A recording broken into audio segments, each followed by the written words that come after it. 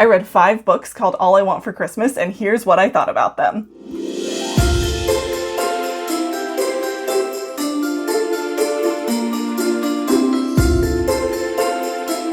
Hello fellow readers, book lovers, and anyone else who's watching. I'm Emily at Midnight. Welcome to my channel. I was clearly feeling in a festive mood this Christmas. You can't tell by my wonderful fireplace that's definitely real. So I thought, what better way to celebrate Christmas than to read a Christmas book? It just so happened that as I had this thought, one of my friends was reading a Christmas romance. And so she told me about this book she was reading. She told me the book title was called All I Want for Christmas is a Reaper. And I typed in All I Want for Christmas thinking that it would pop up from those results. But I discovered something far more interesting. Instead of finding one book called All I Want for Christmas is a Reaper, I found that there are literally hundreds of books called All I Want for Christmas. And being the prolific reader and YouTuber that I am, and for some reasons that I still don't fully understand, this blossomed into me reading 5 different books called All I Want for Christmas. And so now, since I've read them, I might as well share them with you. I read All I Want for Christmas by Nora Roberts, All I Want for Christmas is a Reaper by Liana Brooks, All I Want for Christmas by Wendy Loggia, All I Want for Christmas by Maggie Knox, and All I Want for Christmas is a Vampire by Kerrelyn Sparks. I'm going to dive right into telling you about these books, but first I want to warn you, where in past videos I've tried to avoid spoilers, I'm going full spoilers for this video. I want to tell you the entire plot, all the things that I found funny, because let me tell you, it was a ride to read these books, especially back to back. So if you have plans to read any of these books, go ahead and skip that book, because I will absolutely spoil it for you.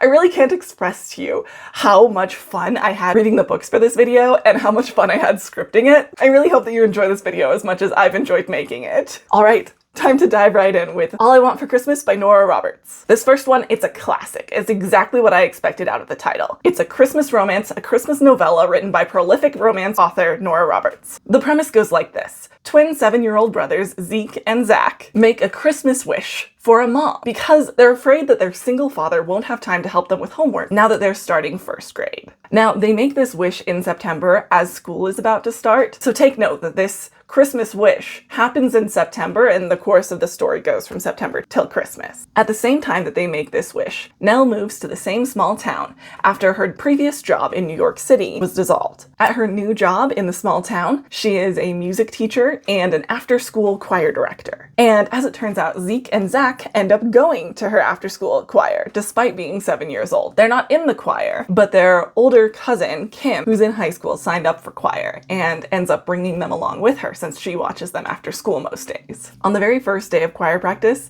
Nell picks a Christmas song for the choir to learn, even though it's September, and because of that, Zach automatically assumes that she is the mom that they asked Santa Claus for, because it's way before Christmas and right after they wrote the letter to Santa. And so, therefore, she must be the mom. Eventually, Nell meets Zeke and Zach's father just as they had hoped, and Mac, their father, and Nell have this crazy instant attraction. But before we get into that, first we have to read this paragraph. I really have to read this paragraph to you about the description of when the boys first see Nell. But Zach was watching Nell. She had pretty hair and nice big brown eyes, like Zark's, their dog, he thought with deep affection. Her voice was kind of funny, sort of scratchy and deep, but nice. Now and again, she looked back toward him and smiled. When she did, his heart acted strange, kind of beating hard, like he'd been running. Look, I'm not trying to read too much into this, but when I read it, it really took me out of the story for a second. Tell me this doesn't give Zach just fell in love with Nell vibes. I'm really hoping it's an accident and it just slipped past the editor by mistake, and all that Nora was trying to portray with this line is that Zach was excited at the concept of Nell being the mom. That's what I hope is happening. I'm sure that's what's happening. But that's not half as bad as the description of when Mac first sees Nell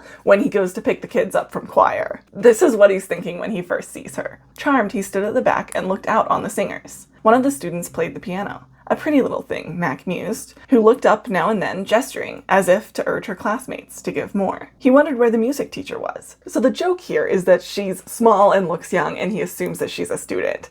But nope! Jail! You aren't allowed to suggest that the male lead thinks she's hot when he also thinks she's a minor. Immediately jail. Okay, another issue that I came across right from the get-go is that the story head hops between the male and female protagonist and even to Zeke and Zach. So at any moment, a given scene could be in Nell's head, Mac's head, or his son Zach's. And the problem is it's not an omniscient narrating style, meaning that there's a narrator who knows everything that's going on and chooses what to tell us, the readers. It's not that kind of book. Instead, we're getting the limited perspective, thoughts, and knowledge of each character with no rhyme or reason for who we're hearing from at a given moment. It's a choice, for sure, but it definitely makes it more complicated for us as readers to be able to pick through what's going on. Also, I'm not sure if it's due to the nature of the narration or the matter-of-fact descriptions of actions and feelings that pepper the book, but the story feels pretty nondescriptive. It's really all tell and no show for a lot of the book. Okay, but back to the plot. The romance seems to be trying to create this enemies to lovers or misunderstanding plot, but it goes about it really clumsily. Basically, when they first meet, Mac is a little bit curt. He's not rude. He's just a little bit curt in like choppy one-word answers. So what happens is she drives 2 miles out of the town and just happens to run out of gas in front of his house. Gotta love plot convenience. Mac is obviously surprised to find the pretty music teacher that his boys are obsessed with and who they might have invited over for dinner without Mac's approval. Just happens to run out of gas in front of their house. So he's pretty protective of his boys and kind of blinded by her beauty and ends up talking to her in mostly one-word answers because he isn't quite sure why she's there, what her intentions are, that sort of thing. He does help her. He fills up her car with gasoline that he just happens to have in the shed. But in the middle of the interaction, Nell thinks to herself this line. Maybe, Nell thought cynically, just maybe, if he'd actually talked to his wife now and again, she'd have stayed with him.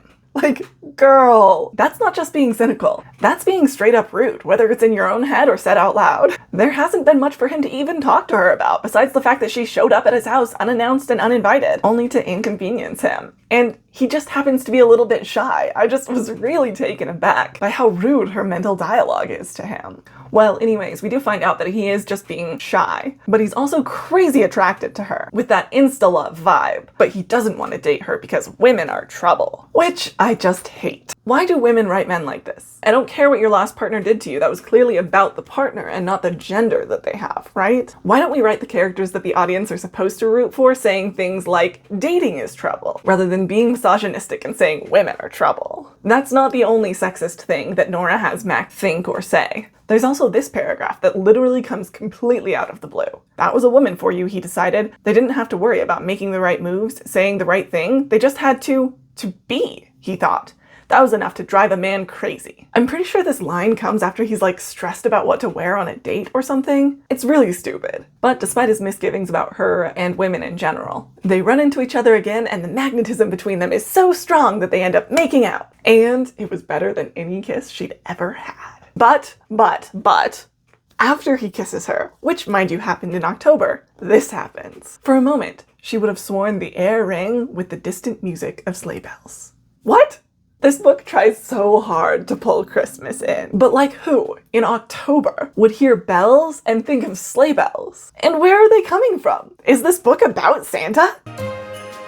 No, the boys just write a letter to Santa. Santa's like an extension to this book, like a concept that's used in this book. But this sleigh bell thing, it happens 3 times in total. It made me laugh, but it also made me a little bit concerned that maybe their romance was coming because of Santa Claus. It's unclear, and I'm a little uncomfortable, but we'll move on. So after they kiss, they can't deny anymore that they're attracted to each other. So they agree to slowly start going on dates. But apparently Mac takes her to a bluegrass concert, and she runs into him and the boys at a supermarket. And neither of those interactions happen on screen, or on page, I guess.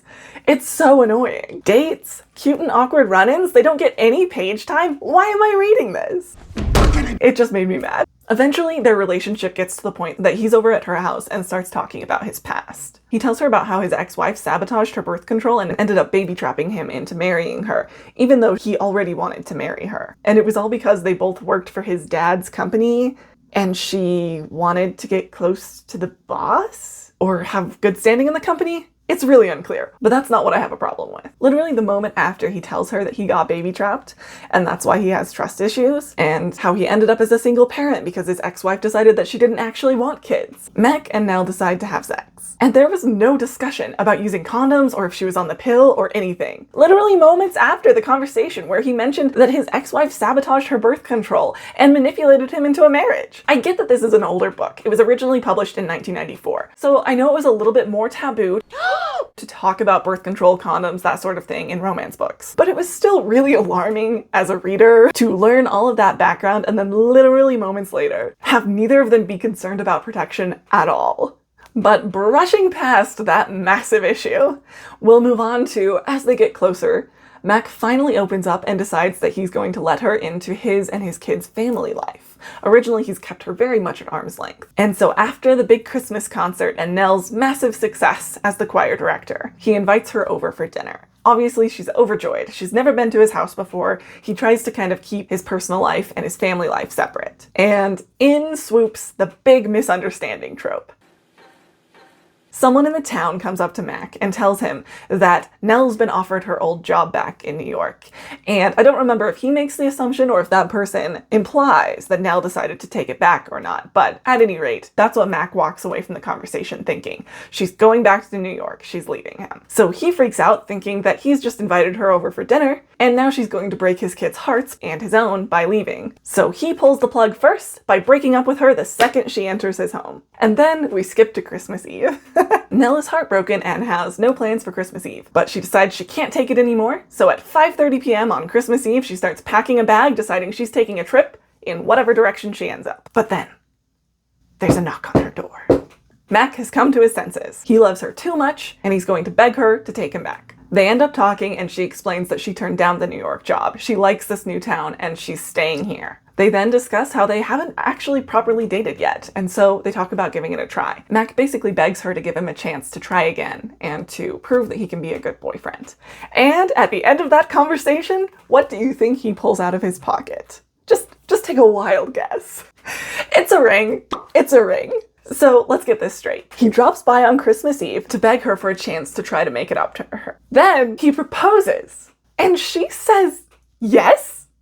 And his bright idea is to get married in 1 week. They've literally only known each other for 3 months. Girl, run. But it's a happy ending or whatever, and we end up hearing sleigh bells for the 3rd time. So ultimately it's revealed that the boys were the ones who told Mac about their Christmas wish, and that revelation was enough to prompt him to get back with Nell. But there was a whole lot more that should have been done on the page. I needed to see Mac realize how foolish he was to end things because his boys might get hurt, rather than have a conversation about what's happening, especially when it's clear that they loved each other. I also wanted to see him realize that it was worth it to have her in his life, even though she might hurt him. I appreciated that it showed that he was mostly holding back for his boys, and as soon as he learned that they were already hurt by the circumstances, it opened him up to consider at least pursuing things if people were going to get hurt anyways. However, they totally skipped the part where he decides to fight for her for his own sake, because of his feelings for her. He honestly kind of makes it sound like he's proposing to her for his boys, which makes sense based on the story, but I don't think that that's what Nora was going for. Basically, Mac needs therapy, and we jump to the proposal too fast. The end.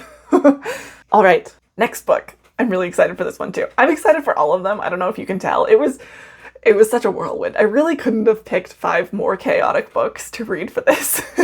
Okay, the next book is All I Want for Christmas by Liana Brooks. If you're a subscriber, you've probably seen me do an unboxing video for this book. All I Want for Christmas is a Reaper was sent to me in a swag box by Inkprint Press. I made a video opening that box, and the link is in the description. And I've been super excited to read it and review it for all of you. Also, quick note, the book that they sent me is the Kickstarter edition, so it's possible that they changed things after the Kickstarter edition and before the book hit shelves, so there might be some things in this that are different. I don't know. I just know that happens sometimes with Kickstarters.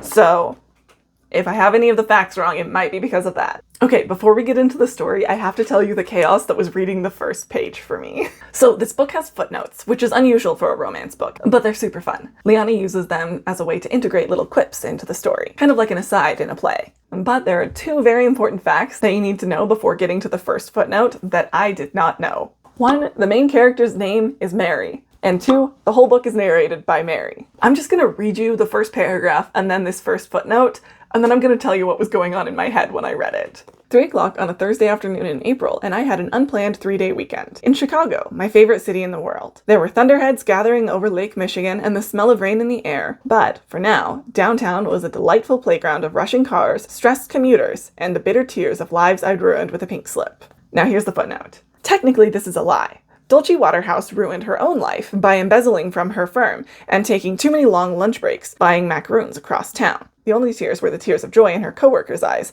when they realized she was leaving for good. And there wasn't a pink slip. I convinced her to resign. I'm good like that.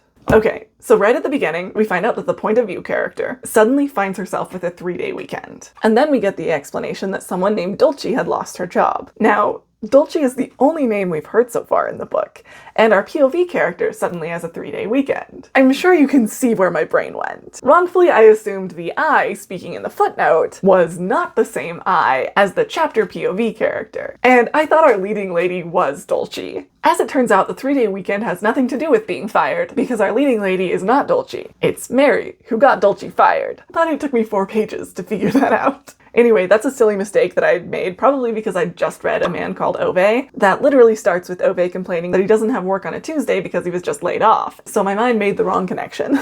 My confusion aside, let's jump to the book. Alright, so Liana Brooks' book starts by introducing us to Merry Christmas, our main lead. Her full name isn't actually revealed until partway in, but I just had to lead with it. It cracks me up. The best part is that she's a ruthless forensic accountant who sniffs out bad business practices and embezzlement and gets people fired or takes down the whole business. So her name is Merry Christmas, but she is known as the Reaper of Chicago. At the start of our story, Mary gets a call from an old friend asking for help. Her friend Ellen works for a movie production company called Cozy Studios, which seems basically like the book world version of Hallmark Studios. This studio makes cozy romance, holiday, and romantic holiday movies. And Cozy Studios was just sold to Slasher Studios in an unexpected merger. Cozy Studios lost a lot of people in the process, and Mary's friend Ellen ends up in charge of the entire cozy side of the studio. She ends up calling Mary because she was told that she would have a budget of $90,000 for their upcoming film, but the account only showed $15,000, and something smelt fishy. So Mary takes up the case and hunts down the Slasher CEO to figure out what's going on. There's this hilarious scene between Mary and who I think is the CEO's assistant that this guy who's drinking coffee in the break room overhears and ends up spitting out coffee.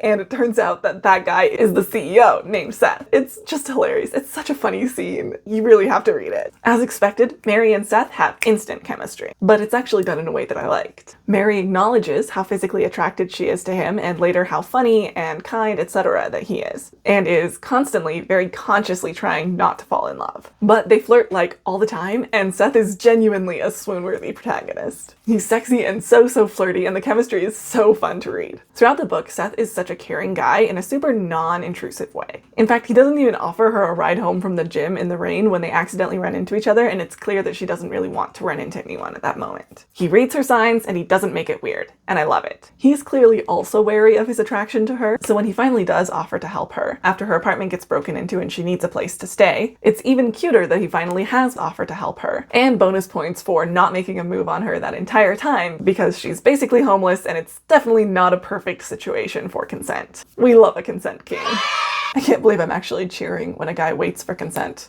The bar is in hell. Oh, I forgot to tell you more about the plot. Basically, Mary starts working with Slasher Cozy Studios to help them figure out where all the missing money went, because basically when the merger had happened, Seth's company was given false information about Cozy's budget because someone had been embezzling and hiding it well. So they go on a hunt, and throughout the business, math, accounting, embezzling, etc. information that went entirely over my head, they finally figure out that the previous owners had been embezzling money by paying extra for expensive props that were actually made very cheaply. In order to figure this out, Mary and Seth end up going undercover to a jewelry place and ends up being kind of like a date, and they're looking at rings, and it's really fun. They do figure out who stole the money, but only after there have been several attempts on Mary's life, including the home invasion that I mentioned previously, and Seth is freaking out about it. But it's like a regular Tuesday for Mary. The reason this is so normal for Mary is because in her line of work she ends up targeting pretty high up and wealthy people, and they tend to want to get revenge. So there's a moment where Mary has it all figured out. Who did the embezzling, how they did it, the fact that they know that Mary's onto them and are probably targeting her as we speak.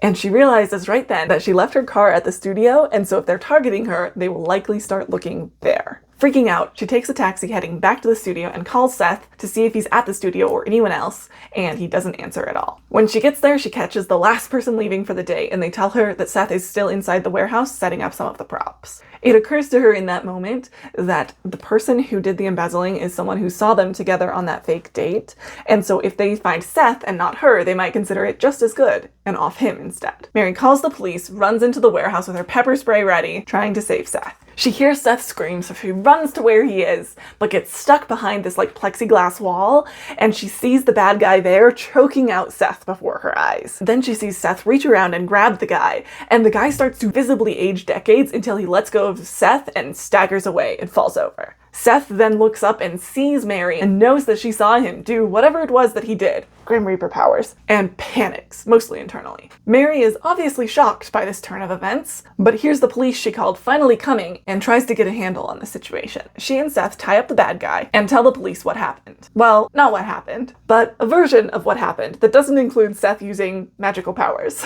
And Mary is very clever at spinning that story, I have to say. After the traumatic event, the case is all tied up, and Mary has no reason to go back to Seth's company. And it so happens that he is ghosting her, which comes at a really sad time because she's finally decided that it's okay for her to be in love with him. It's such a depressing moment, and just in the nick of time, he shows up at her door. So he actually shows up trying to end things with her for her sake, but ultimately can't do it. He had expected to go in there and find her terrified of him because she saw him use his powers, but she's not scared.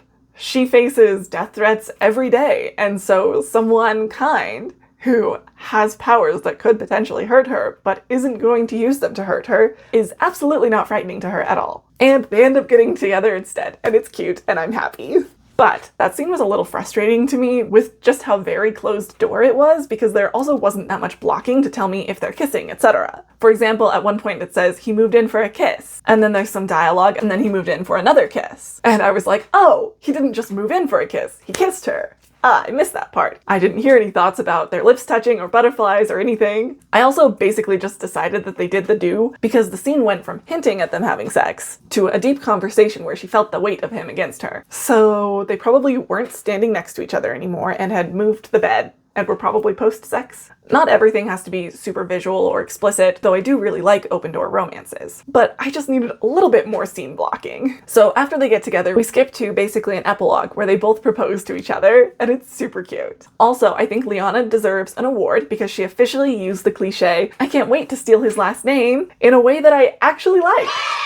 After they get engaged, she says she can't wait to take his last name so that she never has to say Merry Christmas again outside of December. It was funny, it was great. After this cute happy ending, we get a bonus scene from Seth's perspective, or rather a group of bonus scenes. A couple of them were really nice, like the one placed right after Mary sees Seth using his powers for the first time. He basically goes home super depressed because he saw her surprise at him using his powers and assumed it was fear, and basically gives up, figuring that he has no chance with her now. But then his best friend shows up and encourages him to at least talk to her, and that's the reason he ends up going over, and they finally get together because of it. Oh, I forgot to explain. The reason that he, a Grim Reaper, originally thought it was okay to date a human was because from the beginning, he was introduced to her as the Grim Reaper of Chicago, so he assumes that she's a Grim Reaper just like him. But then he finds out that she isn't, and he decides that it's not safe to date her. But anyway, back to the bonus scenes. Other than that one, most of them were kind of just snippets and only added a thought or two and followed mostly the same dialogue, so I was a little bit disappointed that there wasn't that much new content, but it's okay. So that's the book. But I have more thoughts. First off, I was hoodwinked, okay? Absolutely hoodwinked. Despite Merry Christmas's name and the title of the book, this is not a Christmas book. This entire book takes place in April. But she is working on a Christmas movie / horror movie set, so there's a crap ton of Christmas props and stuff, but still, I was hoodwinked. There's no Christmas in this book. Next, I have to address Mary. I loved the characterization of Mary. She's the shiny pink pretty girl, always put together in her vintage dresses, and completely underestimated. When we meet her, she's been putting up walls between herself and everyone else, because she's used to making enemies because of her line of work. But throughout the book, we watch her slowly start to reconnect, starting with her old best friend, Ellen, and then later with Seth, especially when she decides that she's willing to date again, if it's him. Oh, okay, but a quick note. She mentioned early on in the book that the reason she'd given up on dating is because every single guy that she dated, no matter what they say at the start, as soon as their relationship starts getting serious, he suddenly wants to leave Chicago and buy a house in the suburbs, which explicitly isn't the life that she wants for herself. She loves her job and doesn't want to leave the city, and she's pretty certain that she's not going to find a partner who feels the same way as her. Ultimately, Seth seems like the type who's also planning on living in Chicago for the rest of his life and wants them both to have competitive, high-powered jobs. But that isn't actually discussed in the book anywhere. It really just ended up feeling like a loose end that I wish had been tied in a little bit better. Okay, time to talk about the Grim Reaper. We spend most of the book thinking that this title has to do with her being referred to as the Grim Reaper of Chicago, not any kind of supernatural element. Because there's like zero paranormal activity or hints of anything paranormal throughout almost the entire book until the end. This did kind of make the paranormal aspect seem a little bit tacked on, or at least out of the blue, but weirdly enough, I somehow didn't hate it. It was kind of a fun bait and switch to have the golden retriever type boyfriend end up being the Grim Reaper after all, especially after Mary had that as her reputation. And there also isn't a ton of expo on Grim Reapers or world building in general, like how many Grim Reapers are there? How do you become one? It's really quite vague, but for some reason, I'm not sure why, I really didn't mind too much. It didn't ruin the book, it kind of seemed on brand, so I really didn't have an issue with that. Okay, next book. The next book I read on my phone, but I loved it so much I went and bought it. We're reading All I Want for Christmas by Wendy Loggia, and it is the classic Christmas story in book form. This book is aimed younger than the others, with the main characters being in high school. Bailey, our main gal, works in the local bookstore every day after high school. She's definitely the serious type. She loves to read and takes things like Christmas rather seriously. In fact, throughout the book, she laments that the people around her don't seem to be capturing that Christmas spirit that's so important to her about the holiday season. One day during her shift, a boy named Jacob from her school comes in to do his Christmas shopping. She ends up helping him find all the books on his list, but then he realizes he's forgotten his wallet and says he'll have to come back another day to buy them. Bailey then goes on a rant out of the blue about how he wasted her time and probably wasn't going to buy them anyway. I think she bases that opinion of him off of the fact that he plays football. Okay, girl, judgy much? Even though her take doesn't seem too far from some of the opinions we sometimes think about each other, it just felt really weird and judgmental for her to say it out loud to him, and I thought it was a very interesting start to the book. That night she goes to a party that one of her coworkers invited her to and decides to leave early. But it's snowing when she leaves and she ends up sliding off the road into a snowdrift. Someone stops to help her and it ends up being this hot, blonde British kid that's totally her type. He helps her get back on the road and also ends up giving her his number. They start texting each other and she's super excited about this British kid. Oh, sorry, his name is Charlie. Another day, Jacob does end up coming back to the bookstore to buy the books that he'd picked out, which impresses Bailey. Yeah, I don't know why she was so judgmental before. I'm not really sure what to say about that. But as he's buying the books, Jacob asks Bailey out. She feels taken aback because she's sure that she isn't Jacob's type, but she ends up saying yes anyways. Their date is super cute. They end up going to his family's Christmas tree farm, and she loves how seriously his family is taking Christmas. And that wins him big points in her book. Oh, and in this scene we end up finding out that his name is Jacob Marley. What? What is going on with these Christmas books and the Christmas pun names? Then later, Charlie comes to the bookstore and sort of asks her out. Like, he never uses the word date, but he takes her to a bunch of cute places after work. Bailey really enjoys this date and ends up feeling pretty conflicted because she's going on dates with two different boys and they don't know about each other. And for some strange reason, she hasn't talked to anyone in her life, even her friends, about Charlie's existence. It's really weird. Like, he's just a stranger who helped her on the side of the road, but he doesn't even go to her school. She doesn't even go here. She's never met him before, and she isn't even 100% sure if he's a teenager or not. It's just weird vibes, and it feels weird that she doesn't tell anyone about him. And the whole thing feels like it's setting up for the main conflict to be about miscommunication, which is one thing, but it also just feels generally very unsafe. Anyway, her family has this tradition where they do a cookie potluck Christmas party and have the entire neighborhood and all of their friends over. So Bailey invites Charlie over, and then her friends invite Jacob over, knowing that they're going on dates. And so obviously she freaks out, knowing that both boys might show up and it'll become incredibly awkward. In the end, only Jacob ends up showing up, and he brings a plate of these perfect, beautiful cookies. And Bailey has the nerve to be mad at him for bringing store-bought cookies. He kind of just takes the abuse, but I'm really not sure what the point of that was. It really just seemed rude. After the party is over, Bailey takes the trash out and sees some burnt cookies at the bottom of their outdoor dumpster. And one of her neighbors, as they're leaving, tells her that they saw a blonde guy standing on her porch who eventually decided to leave instead of going inside. She ends up guessing that it's Charlie, and the implication there is that he brought really sad cookies and eventually decided it wasn't worth it to show up with them and left. We then get a really great description of how conflicted Bailey feels about liking two boys at the same time. She describes feeling very nauseous and anxious, and also like there isn't room in her head for more than one boy at once. She finally talks to her mom about Charlie and the whole liking two boys at once thing, and her mom has a really good chat with her about it. It was actually kind of funny how her mom comforted her about it. She described high school as a buffet of men that you can enjoy any of until you want to eat. It's not wrong. It just made me laugh. Bailey later ends up going to the mall and sees Jacob there with his ex, who also happens to be Bailey's middle school bully, and she freaks out. But then she sees Charlie working as an elf at the Santa line in the mall, and somehow ends up accidentally in line to see Santa. And it is at this moment in the book when I addressed my suspicion that Charlie wasn't real. There had been little pieces here and there that had made me think about it a couple times before this, but I wasn't sure. But then this happened, and I was convinced that Charlie was actually one of Santa's elves. This is all just me thinking as I read the book, but I kind of hated this idea.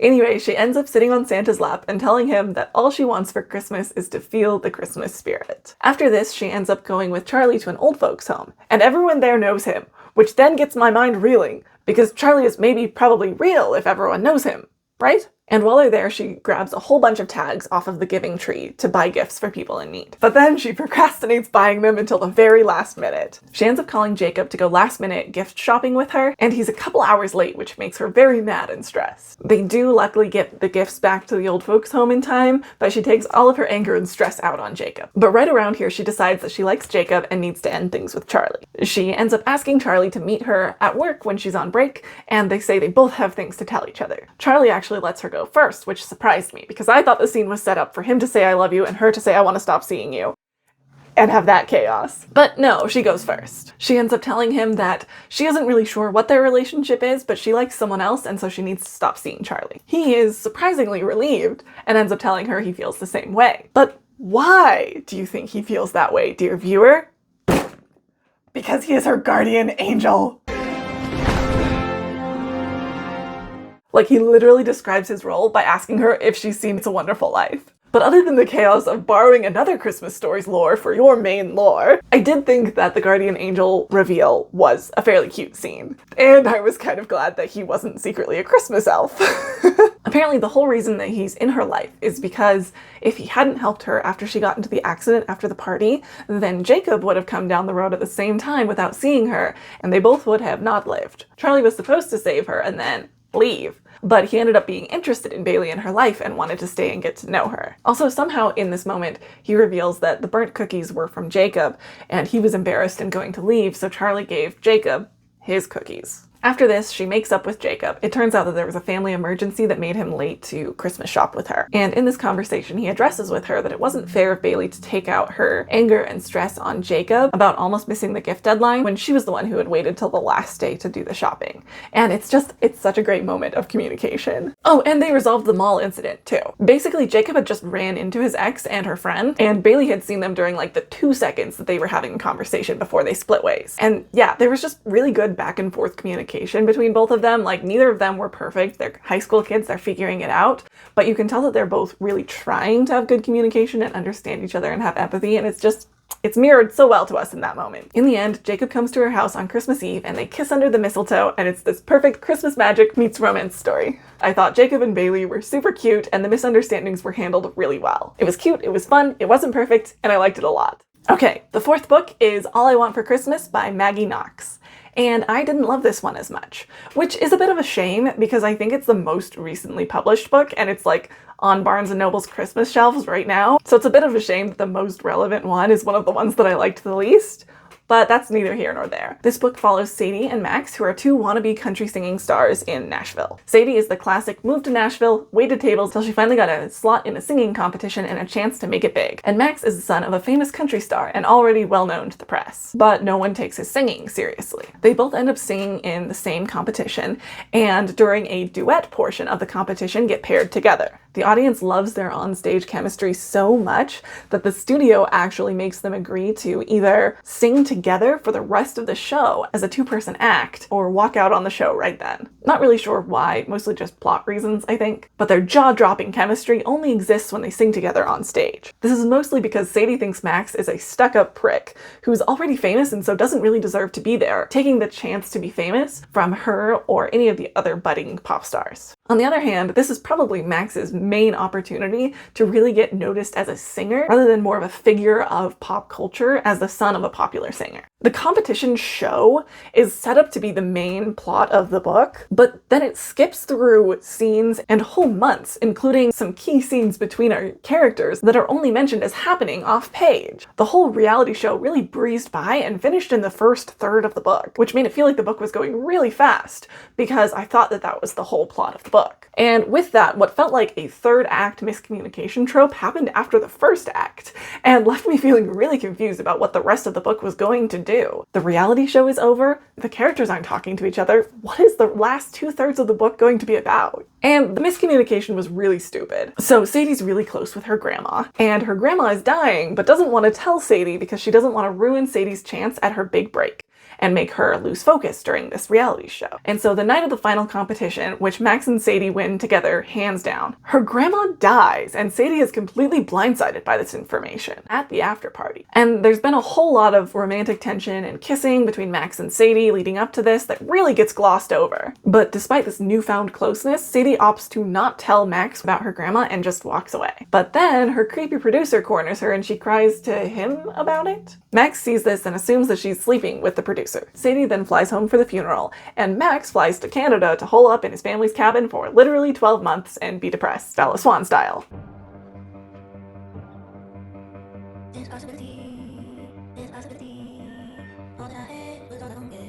As time goes on, Sadie becomes very mad at Max for ghosting her when, as part of winning the competition, they had a deal that they needed to write a song together and then they would perform it the following year at Christmas. But since there's nothing she can do about it, Sadie moves on and starts writing her first album with the help of her producer, Cruz. Throughout this, Cruz gets creepier and creepier and creepier. Anyway, Sadie's agent makes Sadie fly to Canada to drag Max back so they can write the song together. But she ends up snowed in with him in Canada, and it's a really cute section. They kind of rekindle that romance that they had for each other. That's my favorite section of the book. It's very sweet. We get to see a lot more of both of them and how their chemistry works. Eventually, they do make it back to the studio in Nashville, but Sadie still hasn't told Max about her grandma passing for some strange reason, and then Cruz tells Max about it. He also leaks photos to the press of this one time that him and Sadie hugged, and it looks really compromising, and Max freaks out, assuming that this is a sign that Sadie is in fact sleeping with that sleazeball. Max once again stops showing up to their writing sessions,